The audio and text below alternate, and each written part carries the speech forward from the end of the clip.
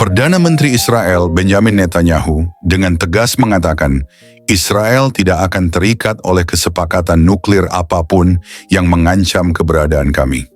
Dalam sebuah pidatonya di Tel Aviv, sebagai bangsa yang telah dipilih oleh Tuhan untuk tinggal di tanah perjanjian, Israel tidak hanya berjuang untuk hidup dalam damai, tetapi juga untuk mempertahankan eksistensinya yang selalu terancam. Netanyahu mengatakan, "Saya ingin menyampaikan pesan yang sangat jelas kepada sahabat kami di Amerika Serikat dan komunitas internasional. Israel tidak akan terikat oleh kesepakatan nuklir apapun yang mengancam keberadaan kami. Kehidupan rakyat Israel adalah hal yang tak ternilai, dan kami tidak akan membiarkan ancaman terhadap masa depan kami diterima begitu saja. Kami sadar bahwa dunia sedang menghadapi tantangan besar dalam menyikapi perkembangan teknologi nuklir. Namun Israel tidak akan menjadi pihak yang membayar harga tertinggi untuk kesepakatan yang tidak menjamin keselamatan kami. Iran, rezim yang jelas merupakan ancaman bagi perdamaian dunia, telah secara terbuka menyerukan kehancuran negara kami.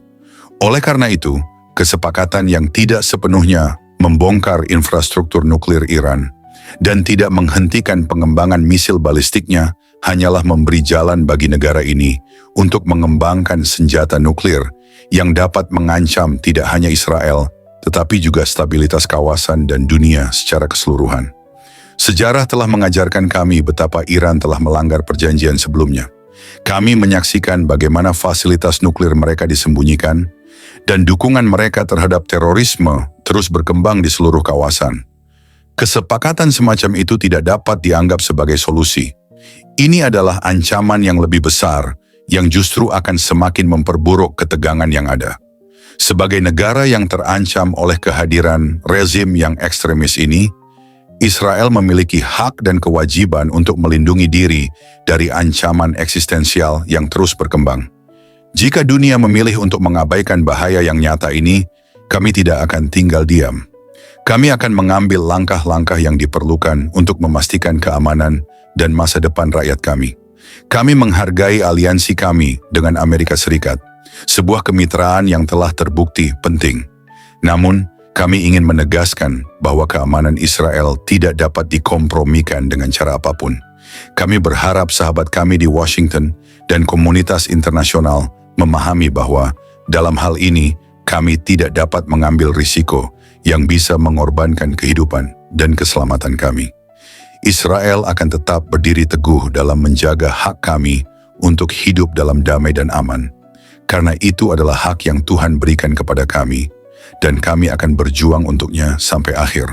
Netanyahu mengutip firman Tuhan mengingatkan bahwa tidak ada senjata yang akan mengalahkan umat yang dipilihnya. Kita diberitahu dalam Yesaya 54 ayat 17, tidak ada senjata yang dibentuk melawan engkau yang akan berhasil. Setiap lidah yang menuntut engkau di pengadilan akan engkau nyatakan salah. Netanyahu mengatakan, Israel menghadapi ancaman yang sangat nyata. Dan sebagai bangsa yang dipilih, mereka memiliki hak untuk melindungi diri mereka dari segala bentuk bahaya. Namun di tengah ancaman ini, kita melihat bagaimana iman dan keberanian untuk berdiri teguh dalam kebenaran sangat penting. Allah memberikan kita hak untuk mempertahankan diri kita, tetapi kita juga harus mengingat bahwa perlindungannya adalah yang utama. Dalam Mazmur 121 ayat 4, kita diingatkan, sesungguhnya Dia yang menjaga Israel tidak tertidur dan tidak terlelap. Keberanian kita tidak boleh hanya bersumber dari kekuatan manusiawi. Keberanian kita harus bersumber dari keyakinan bahwa Tuhan akan membimbing langkah kita, dan bahwa apapun yang terjadi, Dia akan selalu ada untuk membela kita. Dalam Yohanes 16 ayat 33, Yesus berkata, dalam dunia ini kamu akan mengalami kesusahan, tetapi ingatlah, Aku telah mengalahkan dunia. Ini adalah janji yang memberi kita kekuatan untuk tetap berdiri teguh tanpa rasa takut.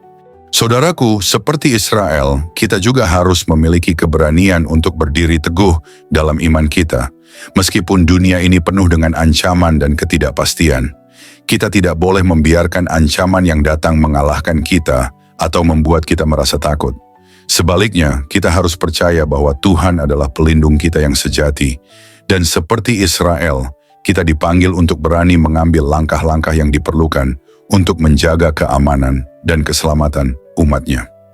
Saudaraku yang terkasih, kita tidak dapat menutup mata terhadap kenyataan bahwa dunia ini penuh dengan ancaman terhadap iman kita, terhadap kehidupan kita, dan bahkan terhadap eksistensi kita sebagai umat Tuhan.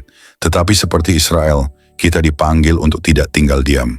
Kita dipanggil untuk berdiri teguh dalam iman dan untuk percaya bahwa Tuhan akan memberikan kita perlindungan dan kekuatan dalam setiap pertempuran yang kita hadapi. Mari kita renungkan kembali firman Tuhan yang ada dalam Roma 8 ayat 31. Jika Allah di pihak kita, siapakah yang akan melawan kita? Mari kita berdiri dengan penuh keyakinan, mengetahui bahwa Tuhan yang Maha Kuasa selalu berada di pihak kita. Jika dunia memilih untuk mengabaikan bahaya yang kita hadapi, kita tidak akan tinggal diam. Kita akan tetap berdiri teguh dalam iman dan dalam perlindungan Tuhan yang tak terbantahkan. Pada akhirnya kita semua seperti Israel dipanggil untuk melindungi kehidupan kita, iman kita, dan masa depan kita dengan segala upaya. Tetapi kita juga harus selalu ingat bahwa perlindungan utama kita datang dari Tuhan. Dia adalah sumber kekuatan kita, dan hanya melalui Dia kita dapat menghadapi segala ancaman dengan keberanian dan keyakinan. Marilah kita berdoa agar Tuhan memberikan kita hati yang penuh iman, keberanian untuk berdiri teguh, dan perlindungan yang tiada habisnya dalam setiap langkah hidup kita. Kiranya Tuhan memberkati kita semua dengan kekuatan dan kedamaiannya.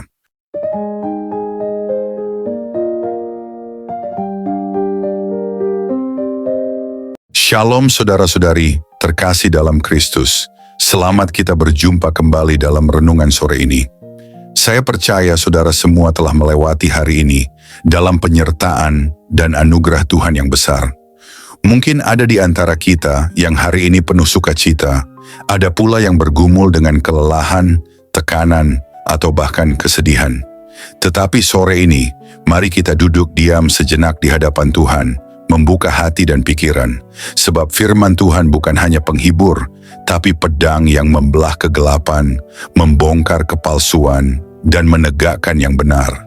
Dalam setiap renungan ini, biarlah api hadiratnya membakar segala kelam, membangunkan hati yang tertidur, dan mengarahkan hidup kita kembali ke jalan yang dikehendakinya. Mari kita berdoa. Tuhan Yesus, terima kasih untuk setiap napas, untuk kekuatan yang menopang kami ketika kami sudah tak mampu berdiri sendiri. Terima kasih karena ketika dunia tidak mengerti kami, Engkau tetap memeluk kami dengan kasih yang tidak bersyarat. Sore ini, kami datang dengan luka yang tak terlihat, dengan air mata yang tak sempat jatuh, dan dengan pertanyaan-pertanyaan yang belum terjawab. Tapi kami tahu, satu-satunya tempat yang aman adalah hadapan-Mu. Bicaralah Tuhan, bukan hanya ke telinga kami, tapi ke hati yang paling dalam. Pulihkan yang remuk, kuatkan yang rapuh, dan rangkul setiap jiwa yang merasa sendiri. Kami butuh Engkau, kami rindu mendengar suara-Mu. Dalam nama Yesus, kami berserah dan membuka renungan ini. Amin.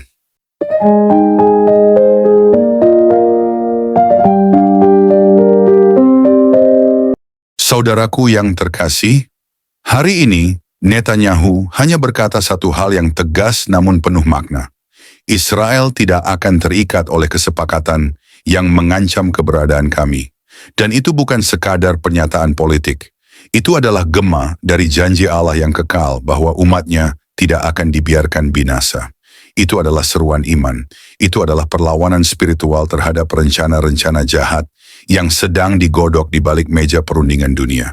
Kita hidup di zaman di mana iman diuji oleh ketakutan, kebenaran disamarkan oleh diplomasi, dan suara Tuhan dibungkam oleh suara mayoritas. Jika Israel berani berkata, kami tidak akan tunduk pada perjanjian yang mencelakakan keberadaan kami, maka engkau pun harus berani berkata, aku tidak akan tunduk pada sistem dunia ini yang mencelakakan jiwaku. Aku tidak akan kompromi dengan dosa hanya karena semua orang melakukannya. Aku tidak akan menyerah hanya karena takut kehilangan kenyamanan sementara. Ketahuilah ini, Tuhan tidak sedang mencari umat yang populer. Tuhan sedang mencari umat yang setia. Dia tidak mencari mereka yang mencari damai palsu, tapi mereka yang mencintai kebenaran, meski harus membayar harga. Dia tidak mencari jumlah, dia mencari kesetiaan. Ingatlah firman-Nya, tidak ada senjata yang dibentuk melawan engkau yang akan berhasil. Yesaya 54 ayat 17. Dan janjinya, sesungguhnya Dia yang menjaga Israel tidak tertidur dan tidak terlelap. Mazmur 121 ayat 4. Dan suara putra Allah berkata, dalam dunia ini kamu akan mengalami kesusahan, tetapi kuatkanlah hatimu, aku telah mengalahkan dunia. Yohanes 16 ayat 33. Inilah saatnya kita menjadi seperti Israel, berdiri, bersuara, beriman, dan beran. Inilah saatnya kita berkata, jika Allah di pihak kita, siapa yang akan melawan kita? Roma sekis ayat otus bir. Dan jika malam harus datang, biarlah kita menjadi terang yang menyala. Dan jika dunia mulai goyah, biarlah kita tetap berdiri teguh. Karena umat Tuhan tidak dikalahkan oleh badai. Mereka diproses di dalam badai untuk keluar sebagai pemenang.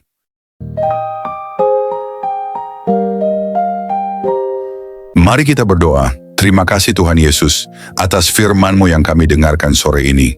Terima kasih karena Engkau tidak pernah membiarkan kami hidup tanpa arah, tetapi selalu menyediakan firman-Mu sebagai pelita bagi kaki kami, sebagai cahaya yang menerangi jalan kami. Setiap ayat yang kami renungkan tadi adalah napas kehidupan, yang memberi pengharapan di tengah keputusasaan dan kekuatan di tengah kelemahan. Tuhan, kami sadar, hidup ini tidak mudah. Begitu banyak tantangan, pergumulan, dan tekanan yang sering membuat kami lelah dan ingin menyerah. Tapi sore ini Engkau berbicara. Engkau meneguhkan kembali iman kami. Engkau mengingatkan kami bahwa kami tidak pernah berjalan sendirian. Bahwa kasih-Mu tetap teguh, tak bergeser sedikit pun. Bahkan ketika kami jatuh, Engkau tidak menjauh. Engkau justru mendekat, mengulurkan tangan, dan berkata, aku masih di sini. Kami mau mengucap syukur karena Engkau adalah Tuhan yang tidak pernah bosan menanti kami kembali. Tuhan yang tidak hanya melihat kekurangan kami, tetapi melihat potensi kami dalam kasih karunia-Mu. Tuhan yang tidak hanya menghitung dosa kami, tapi yang menanti dengan belas kasih, supaya kami bertobat dan hidup kembali dalam terang. Kami serahkan hati kami ke dalam tangan-Mu. Segala luka, segala kecewa, segala air mata yang mungkin tidak terlihat oleh siapapun, hanya Engkau yang tahu. Sembuhkan kami Tuhan, bangkitkan kami kembali. Ajari kami untuk percaya meski keadaan belum berubah. Ajari kami untuk tetap bersyukur meski jalan masih tampak gelap. Dan ajari kami untuk tetap setia meski jawaban belum terlihat di depan mata. Kami juga berdoa untuk setiap orang yang mendengar renungan sore ini. Biarlah setiap firman yang ditaburkan tidak gugur sia-sia, tetapi bertumbuh dan menghasilkan buah dalam kehidupan yang nyata. Buah pertobatan, buah iman, buah kasih, dan buah kesetiaan kepadamu. Jangan biarkan firman-Mu ini terlupakan saat kami kembali ke rutinitas kami, tapi kiranya terus menggema dalam hati, mengganggu kami ketika kami mulai menjauh dari jalan-Mu, dan mengingatkan kami untuk terus kembali pada salib-Mu. Dan ketika malam nanti kami memejamkan mata, biarlah firman-Mu masih menjadi nyanyian di hati kami, menenangkan pikiran kami, membalut luka kami, memberi damai yang dunia tidak bisa berikan. Damai yang hanya Engkau sendiri yang dapat limpahkan. Terima kasih Tuhan Yesus, Engkau sungguh baik. Kami bersyukur karena Engkau masih peduli, karena Engkau masih berbicara, dan karena Engkau masih mengundang kami untuk datang lebih dekat lagi kepadamu. Kami akhiri doa ini dengan penuh rasa syukur dan kerinduan agar hidup kami benar-benar menjadi persembahan yang hidup bagi kemuliaan-Mu. Di dalam nama Tuhan dan Juru Selamat kami, Yesus Kristus, kami berdoa. Amin.